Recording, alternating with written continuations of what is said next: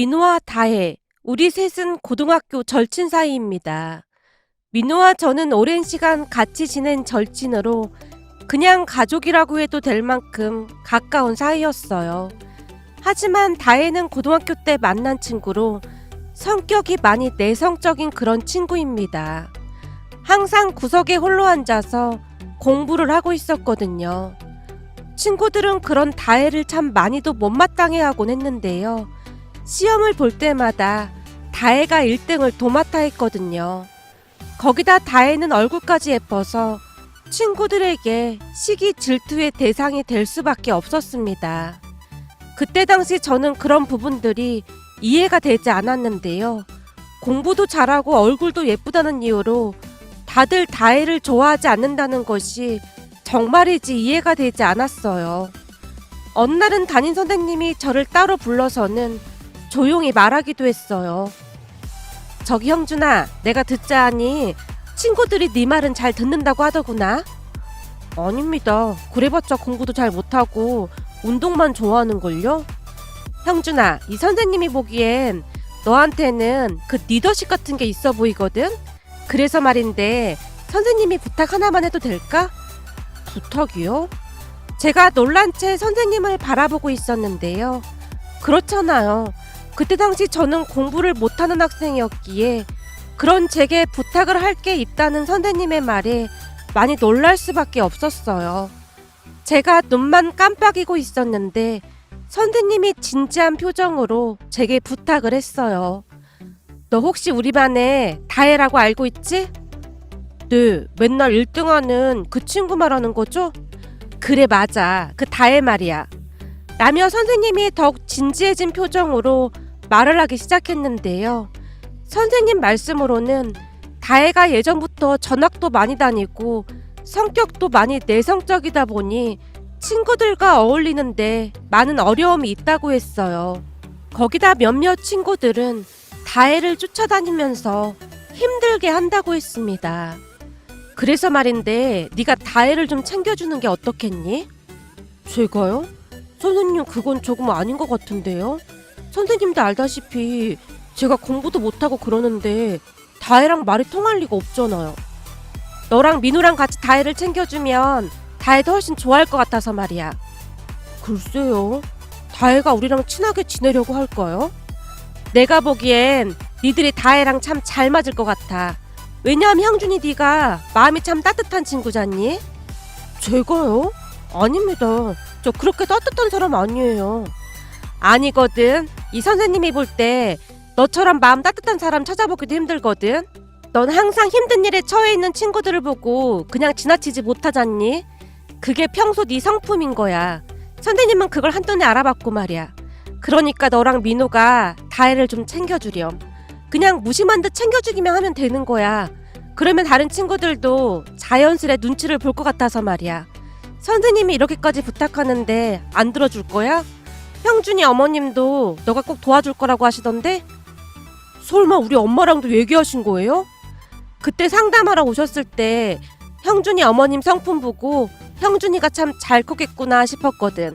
그래서 내가 여쭤봤는데 네가 꼭 도와줄 거라고 하시더라고. 라며 선생님이 활짝 웃고 계셨어요. 그때 담임 선생님은 그동안의 선생님들과는 달라도 너무나 달랐습니다. 사실 아버지가 세상을 일찍 떠나셨기에 엄마 홀로 지금까지 저를 키우셨거든요. 그 부분에 대해 대부분의 선생님들은 색안경을 끼고 바라보곤 했는데요.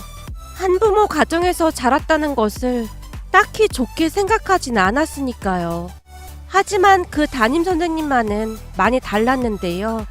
담임 선생님과 면담을 하고 온 엄마가 눈물까지 글썽인 채 말하기도 했거든요. 이번에 네 담임 선생님은 진짜 괜찮으신 분 같더구나. 마음이 너무나 따뜻한 분이라 얼마나 다행인지 모르겠다. 네가 참 마음 따뜻한 학생이라고 몇 번이나 칭찬을 했는지 몰라. 그러면서 나한테 아들을 참 잘 키웠다고 칭찬까지 하시지 뭐니. 학교에 면담을 하러 갈 때마다 엄마는 잔뜩 주눅이 들곤 했는데요. 엄마가 딱히 뭘 잘못한 것이 없었음에도 불구하고 어떤 선생님들은 한부모 가정이라는 사실만 가지고 양미간을 잔뜩 찌푸리는 사람들도 많다고 했거든요. 암튼 엄마에게 담임 선생님 인품에 대해 익히 들었던지라 저는 선생님의 부탁을 거절할 수가 없었어요. 그리고 다혜라는 친구와 친하게 지내는 것이 어려운 일도 아니었고요. 그 뒤 우리 셋은 매일같이 어울려 다녔던 것 같습니다. 다혜는 그동안 친구가 없어서 그랬던 것인지 민호와 제가 진심으로 대하자 금방 친해졌거든요. 그렇게 민호와 저는 다혜를 힘들게 하는 친구들로부터 든든한 방패막이가 되어주기도 했습니다. 학교가 끝나고 분식집에도 같이 다녔고 간혹 다혜네 집에 놀러 가기도 했어요. 우리가 다혜네 집에 가면 다혜네 부모님이 그렇게나 좋아하셨는데요. 음식을 항상 차려놓고 기다리곤 했거든요. 다혜와 같이 지내면서 우리 성적도 조금씩 나아져 갔는데요. 시험 기간에 다혜한테 이끌려서 공부를 하기도 했거든요. 다혜는 전교 1등답게 이해하기 쉽게 공부를 가르쳐주곤 했습니다. 그렇게 우리는 고등학교 내내 같이 어울려 다녔어요. 다혜가 우리와 친하게 지내자 그 누구도 다혜한테 함부로 하지 못했던 건 말할 것도 없었고요. 그렇게 시간이 지나 다혜는 당연히 서울대에 합격을 했습니다. 그리고 민호는 서울에 있는 대학에, 저는 간신히 경기도에 있는 대학에 합격을 했고요. 제 실력으로 경기도에 있는 대학에 합격을 한 것 자체가 기적이라고 할 정도였는데요. 그나마 옆에서 다혜한테 이것저것을 주워 듣다 보니 가능하지 않았나 싶었습니다. 제가 대학에 합격을 했을 때 엄마가 다혜한테 정말 고맙다는 말을 했을 정도였으니까요. 그 뒤에도 우리 셋은 여전히 잘 지냈습니다. 다혜는 서울대에 가서도 줄곧 우리와 함께 어울리곤 했거든요. 어느 날은 다혜 부모님이 고기 파티를 한다며 우리까지 초대를 했는데요. 다혜네 아버지가 열심히 고기를 굽고 계셨어요. 다혜네 아버지는 많이 무뚝뚝하지만 온화한 편으로 말을 많이 하진 않았는데요. 그냥 딱 봐도 듬직해 보이는 그런 분이었습니다. 아버지 없이 자란 제게는 다혜네 아버지가 참 부럽기만 했거든요. 다혜네 아버지는 거의 집을 비우다시피 했는데요.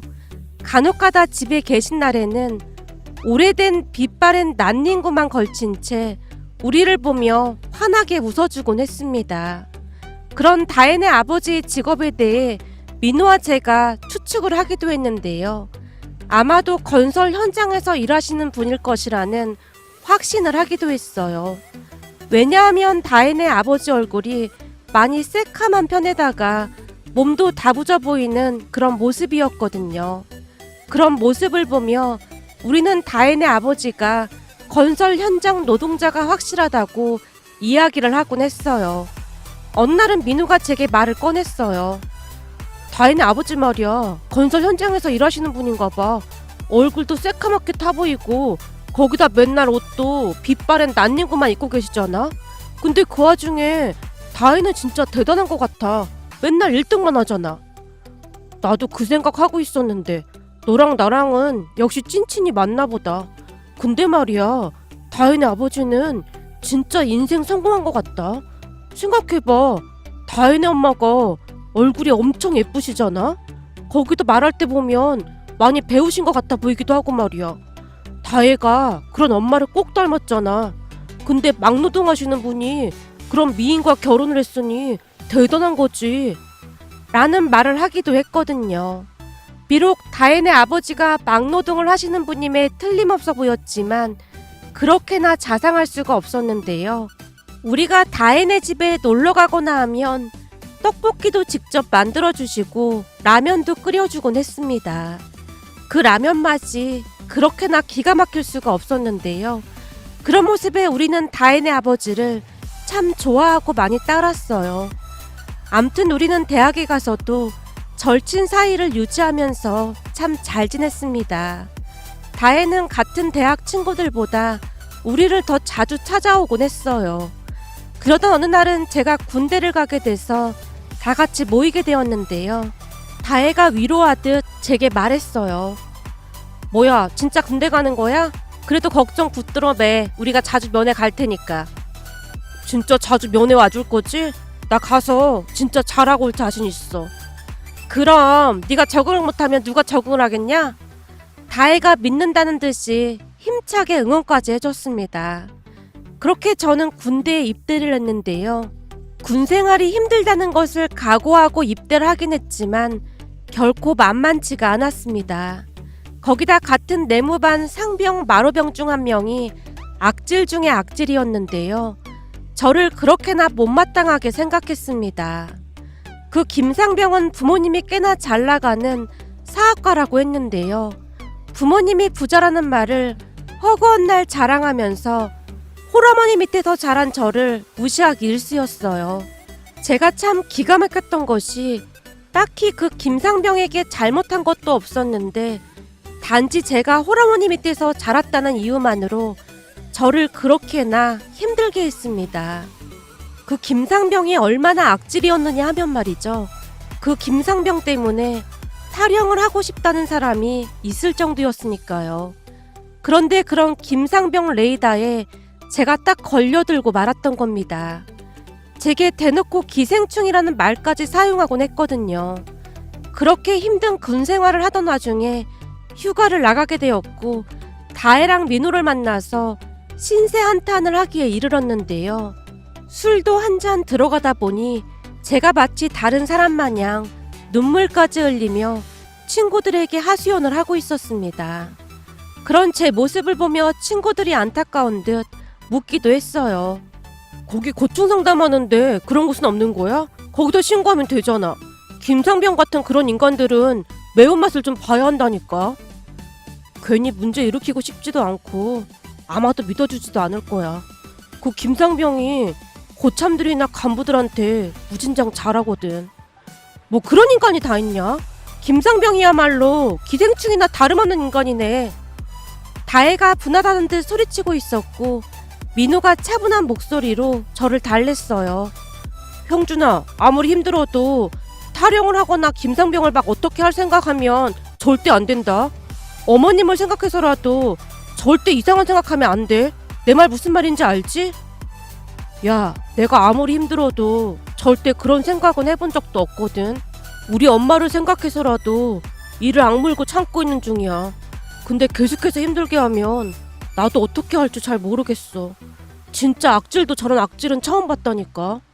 하물며 얼마 전에는 근무 교대 때문에 새벽에 깨웠더니 초수에 올라가서는 아휴, 더 이상 말 안 하련다. 진짜 비참하고 확 들이받고 싶은 걸 이빨 꽉 물고 참았다니까.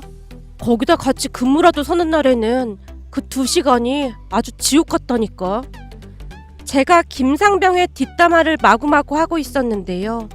친구들이 제 편을 들어주면서 같이 욕을 해주는 바람에 조금은 풀린 듯 했습니다. 그렇게 저는 휴가 내내 친구들과 시간을 보내다가 복귀를 했는데요.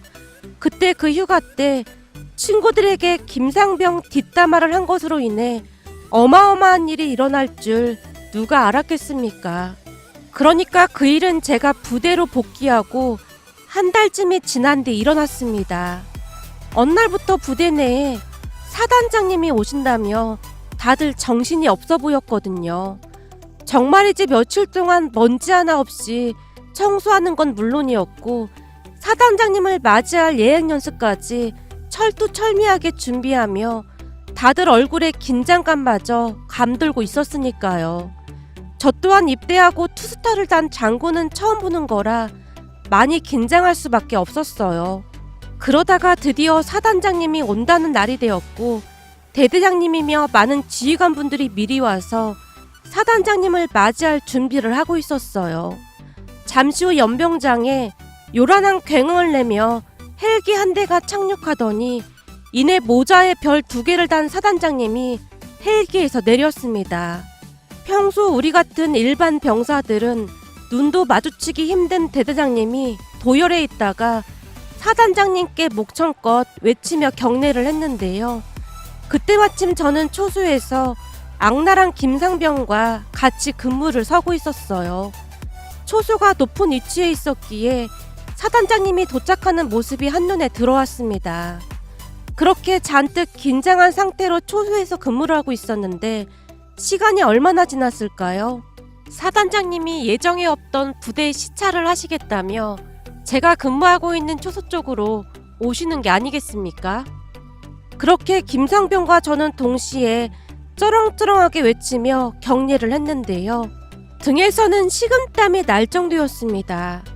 그러던 중 사단장님과 눈이 마주쳤는데요. 어딘가 모르게 낯이 많이 익어 보였어요. 그 순간 사단장님이 살짝 미소 지으며 너 형준이 아니냐? 너 군대 갔단 얘기는 들었는데 이 부대에 배치됐구나. 군생활 잘하고 있지? 휴가 때 민호랑 집에 한번 들려라. 내가 라면 맛있게 끓여줄 테니까. 니들 내가 끓여준 라면 엄청 좋아했잖아. 라는 말을 하는 게 아니겠어요? 그 말에 저도 모르게 네 알겠습니다 라고 큰 소리로 외쳤는데요. 사단장님이 피식 웃더니 한마디를 더 했습니다. 그래 군대 오더니 많이 늠름해졌구나. 이래서 남자는 군대에 가야 하는 거야. 다혜 엄마도 너 많이 보고 싶어 하더라. 그럼 휴가 때 보자. 네 알겠습니다. 충성! 제가 우렁찬 목소리로 격려를 했습니다. 사단장님이 제 격려를 받고 흐뭇한 미소를 지으며 뒤를 돌아섰는데요. 저는 이게 대체 무슨 일인가 싶어 어리둥절하기만 했습니다. 그리고 옆에서 그 모습을 지켜보던 김상병의 얼굴이 사색이 된 채 손까지 벌벌 떨고 있는 모습이었어요. 나중에 알고 보니 사단장님이 우리 부대에 특별히 방문한 이유가 병영 문화 개선 및 병사들의 고충이 무엇인지 제대로 파악하기 위함이었다고 하는데요.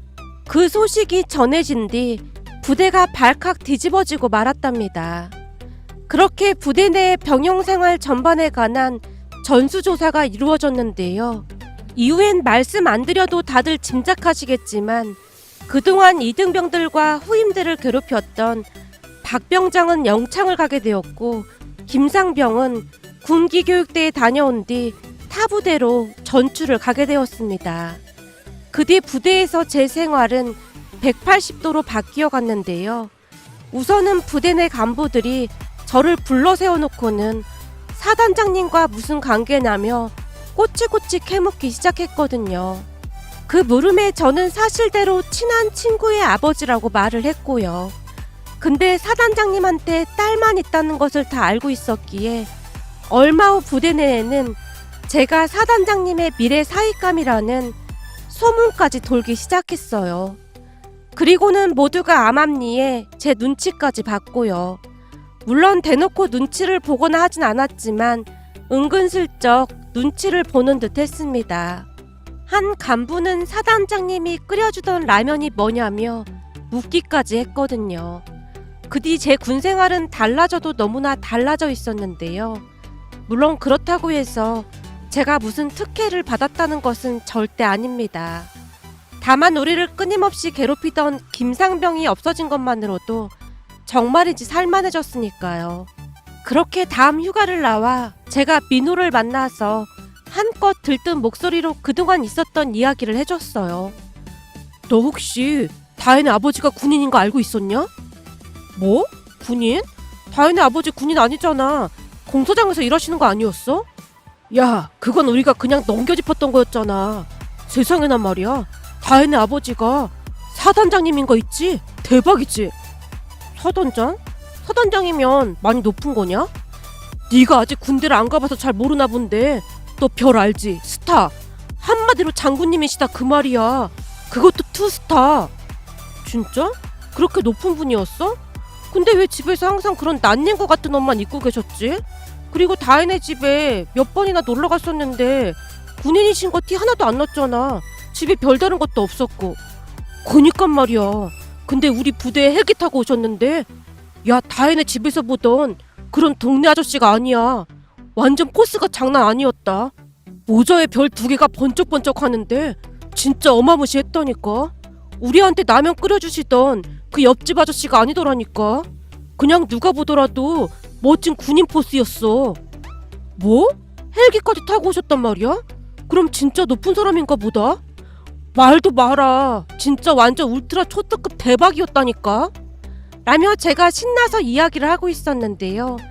나중에 도착한 다혜가 기쁜 듯 제게 인사를 했어요. 너 옛날보다 얼굴 좋아졌다. 야, 이다혜, 너네 아버지 사단장님인 거 왜 말 안 했냐?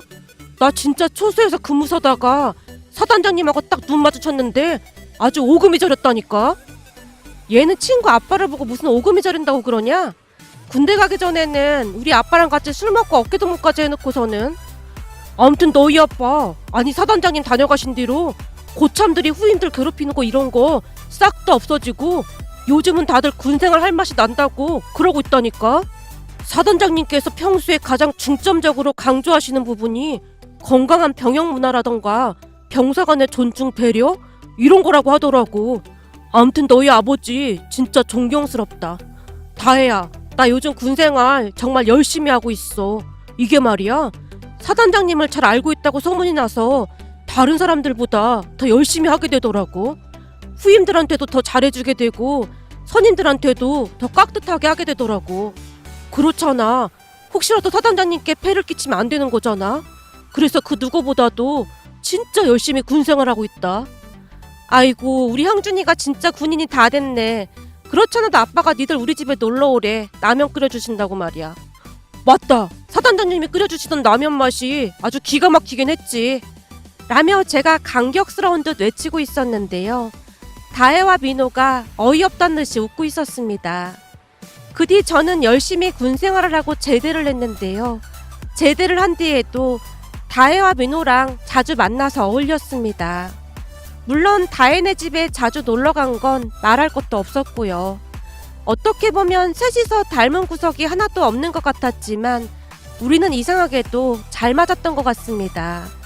거기다 다혜네 부모님이 이상하리만큼 제게 잘해주곤 했어요. 그러다 보니 다혜네 집에 놀러가는 일이 많아졌고 시간이 지나면서 다혜와 저는 자연스레 연인 사이가 되었습니다. 그 누구보다도 다혜네 부모님이 우리를 많이 응원해 주셨거든요.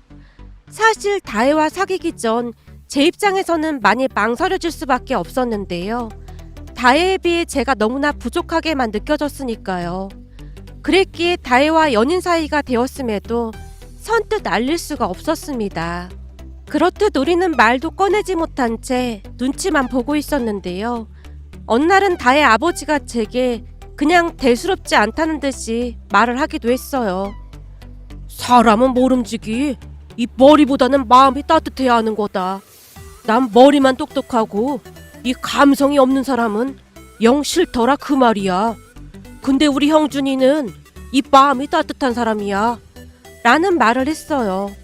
그 말을 듣고 더 이상 속일 수는 없다는 생각에 우리가 이실직고를 했는데요. 우리 고백을 듣고 두 분이 얼마나 좋아했는지 모르겠습니다. 그래? 잘 됐네. 정말 잘 됐어. 형준이 정도라면 우리 다혜를 잘 지켜줄 수 있을 거야. 부족한 저를 그토록 좋게 생각해 주시는 마음에 눈물이 핑 돌 정도였어요. 그 뒤 우리는 1년 정도 사귀다가 결혼을 하게 되었습니다. 민호가 제일 좋아하며 축하해 줬는데요. 난 니들이 이렇게 될 줄 알았다. 예전부터 둘이 진짜 잘 어울렸다니까. 진짜 축하한다. 근데 결혼하고도 우리 계속 친구인 거지? 내 베프는 니들밖에 없는데 그게 좀 걱정이야. 라며 민호가 너스레를 떨기도 했어요. 결혼을 하고 난 뒤부터 제 인생은 정말 많이 바뀌어 갔는데요. 결혼하고 몇 년 뒤 장인 장모님이 우리를 따로 불러서 놀라운 말을 하기도 했거든요. 그러니까 장모님 말씀에 따르면 장모님 오빠이신 외삼촌께서 크게 사업을 하시는데 그곳에서 일을 배워보면 어떻겠냐고 물었거든요. 결혼 전 외삼촌에 대해 자세히까지는 아니었지만 얼핏 지나가는 얘기로 들었었는데요. 아주 오래전에 외숙모님이 암으로 돌아가신 뒤 충격 때문이었던 것인지 지금껏 혼자 사신다고 했습니다. 가족들의 성화에 맞선을 보기도 했지만 하나같이 외삼촌의 재산만 보는 사람들 뿐이었다고 했으니까요. 결국 홀로 사시면서 사업을 운영 중이셨다는데요. 그때 당시 믿고 의지했던 직원이 뒷돈을 받으면서 큰 문제를 일으켰다고 하네요. 그 뒤 또다시 충격을 받은 외삼촌이 장인 장모님께 제게 일을 한번 가르쳐보고 싶다고 했답니다.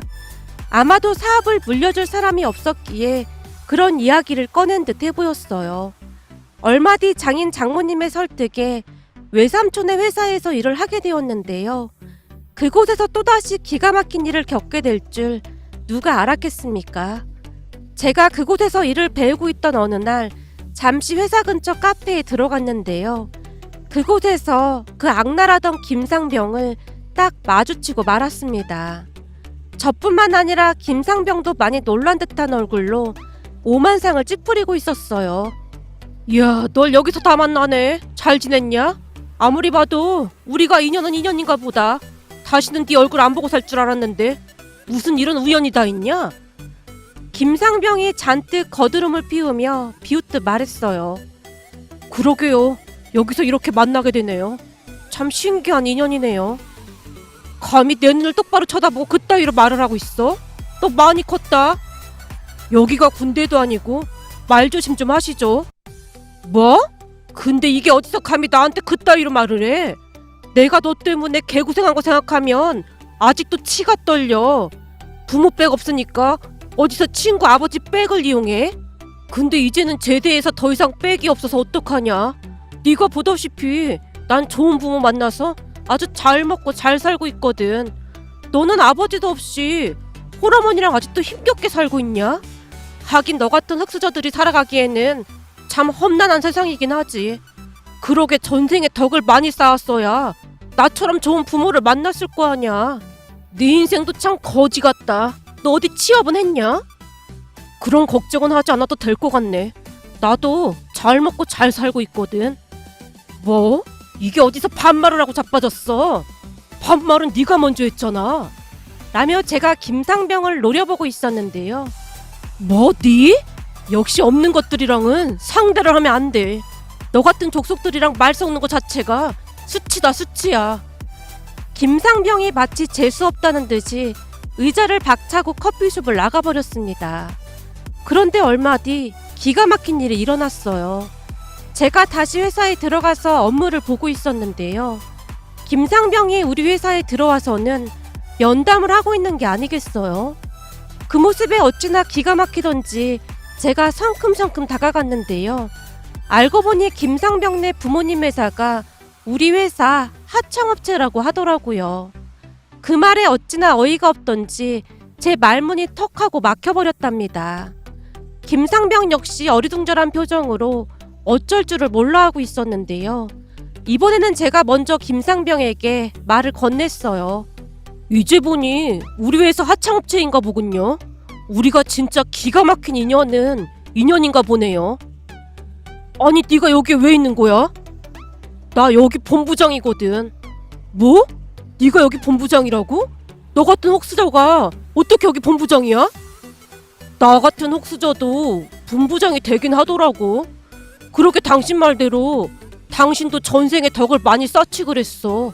나 같은 흙수저도 여기 본부장으로 있는데 당신 인생도 참 그렇네. 어쩌나 내가 보기엔 지금 이 상황은 당신이 나한테 굽신거려야 하는 상황 같은데. 당신 같은 사람이 있는 회사랑 절대 계약하지 말라고 내가 사장님께 보고할 생각이거든. 거기다 우리 장인어른도 당신에 대해 낱낱이 다 알고 계셔서 당신 회사랑 새로운 계약은 그냥 물 건너간 것 같은데? 네 장인이 누군데? 설마 그때 그 사단장은 아니겠지? 아니긴 왜 아니겠어. 그때 그 사단장님이 우리 장인어른이시거든. 제 말에 김상병의 얼굴이 사색이 된 채 입술까지 부르르 떨리고 있었는데요. 결국 어버버하다가 김상병이 그냥 돌아갔습니다. 그 뒤 김상병이 다시 연락을 해오기도 했지만 제가 단박에 거절을 했어요. 그 모든 사실을 사장님께 보고드린 건 말할 것도 없었는데요. 사장님 또한 놀란 채 고개를 절레절레 흔들 정도였습니다. 그렇지 않아도 김상병네 아버지 회사가 납품하는 물건이 분량도 많고 품질이 제일 떨어진다며 재계약 여부를 심각하게 고민하고 있었다는데요. 제 이야기를 듣고는 사장님이 확신이 들었다고 했습니다. 세상을 살다 보니 이런 기가 막힌 일도 있더라고요. 그때 일이 벌써 10년도 더 지난 일이랍니다. 그리고 저는 그때 일을 타산지석 삼아 항상 겸손한 마음으로 살아가려고 노력하고 있답니다.